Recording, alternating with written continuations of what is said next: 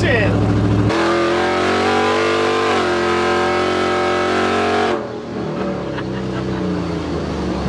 Oh, shit. It's not bad.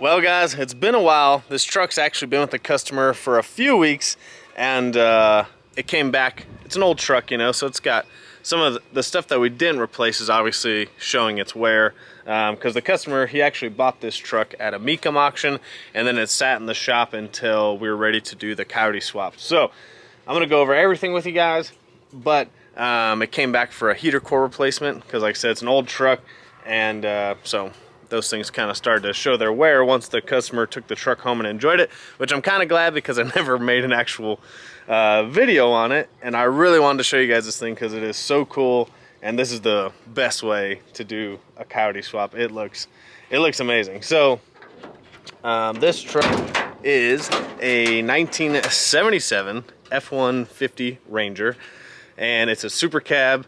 And so it's probably not the most common one that people, sorry, it's really bright out.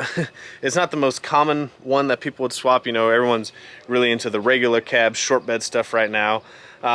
So he got this one and thought it would be cool because it's a little different, and it is different, and it is really cool. And so there's definitely a lot more mods planned for this thing. You're gonna do some suspension, wheels, tires, possibly a Whipple.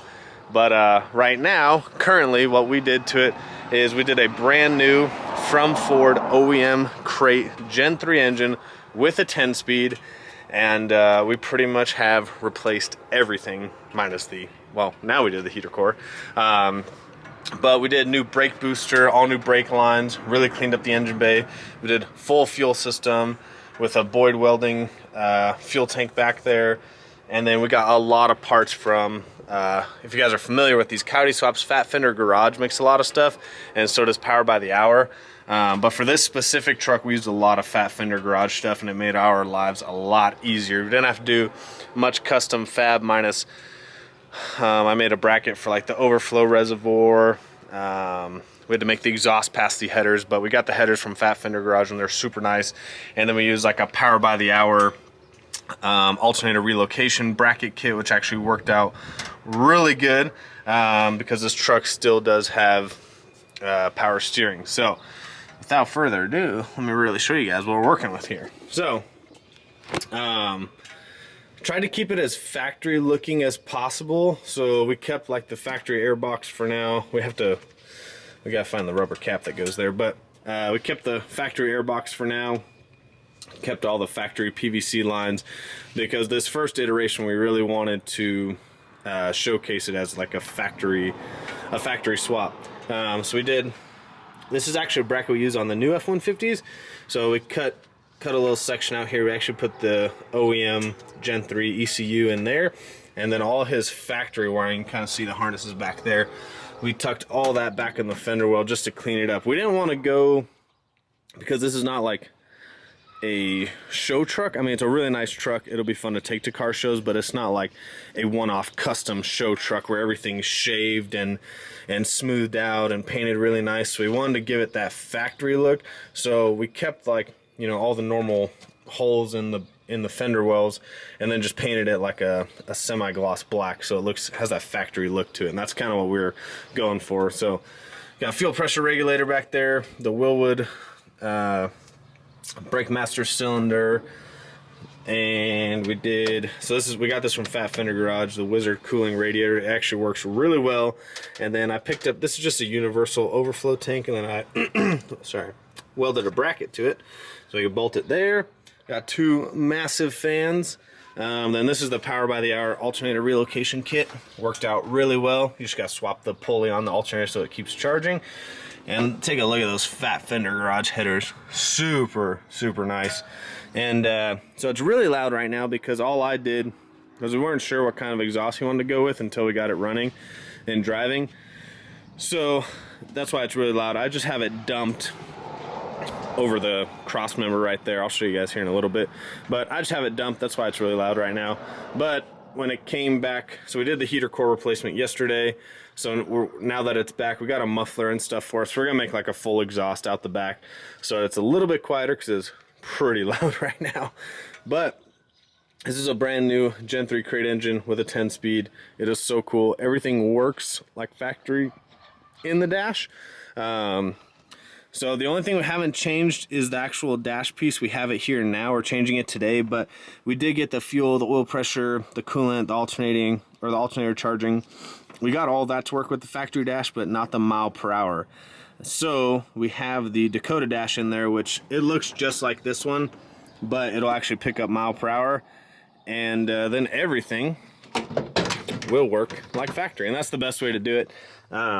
Is to do the Dakota, because like I said, I have it in the shop, but it looks exactly like this and everything works and functions as normal. And then you got the OEM gas pedal. You can see the fat fender garage bracket. You got your OBD2 port, just like a new factory car would have. And yeah, this thing is really, really nice on the inside. I don't know if you guys are familiar with these or not, but this is really nice. I think it's all original. It kind of looked like someone did some touch up here and there, but I'm pretty sure a lot of this is like all original. I don't know who had it before him. It's pretty nice on the outside. So you can see the fuel cell we did. I think it's a Boyd's welding fuel cell, but yeah, it already had like bracket on it, so we just had to drill and put some hardware on it. And then we got a custom aluminum drive shaft made, probably the world's largest drive shaft. We actually hid the battery, make it a little cleaner. So, because it's just like a weekend cruiser for him. So we hid the battery down here, got like our main fuse there. And then you can see where we dumped the exhaust for now. So I left it like that, just so that I gave myself, I knew we were gonna extend it at one point, so I just put it right there, and then it enables me easily to like 45 out of there and then bring the exhaust all the way back. And then fat fender garage, cross member, and see where the exhaust comes from, the headers over there. We got a trans cooler. Trans cooler right there, just a Durrell. I think it's a 138-700, works really well. We use them a lot. But yeah, this thing turned out really, really good. I'm really happy with it. And it's really cool because it, you know, as far as engine and trans, it's got the power and torque of a brand new, you know, 5.0 Mustang in this old truck. So, you know, it's still like, it's still got factory suspension and everything, so it kind of drives, you know, like a factory truck does, kind of all over the place.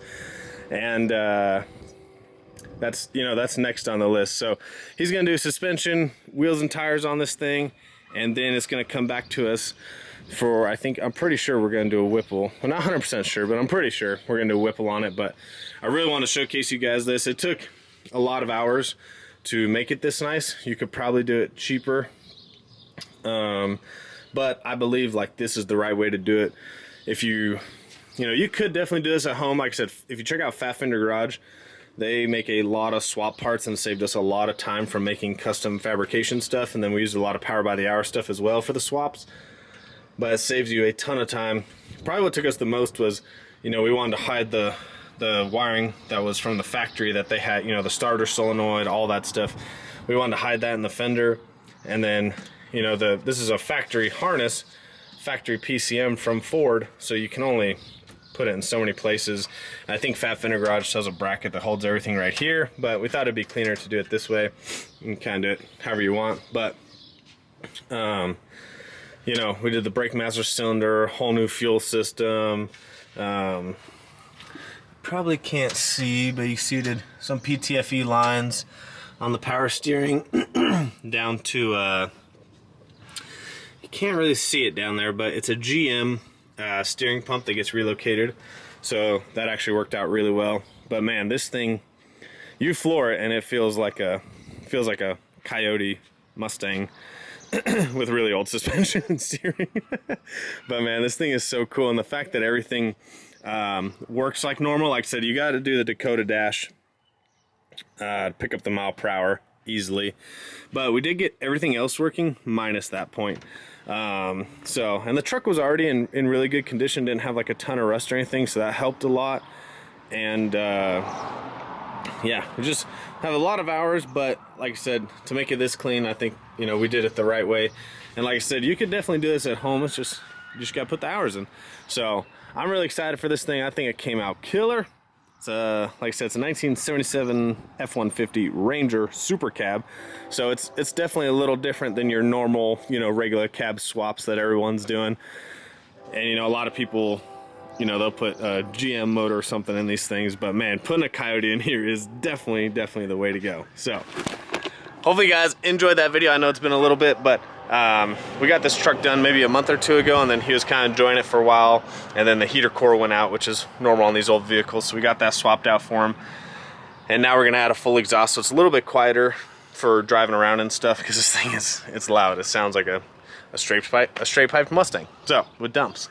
So hopefully you guys enjoyed the video. Let me know what you guys think down below. Like I said, it's a little different, but man, this thing is so much fun. You floor it and it's like, I think the factory engine in this probably had like 180, 200 horsepower. Someone can correct me below, but this is easily double the power that the thing came with from the factory in the 70s, so it's pretty awesome. Check us out, coyotedirect.com. If you guys need anything, you can email sales@coyotedirect.com. We'll see you guys on the next one.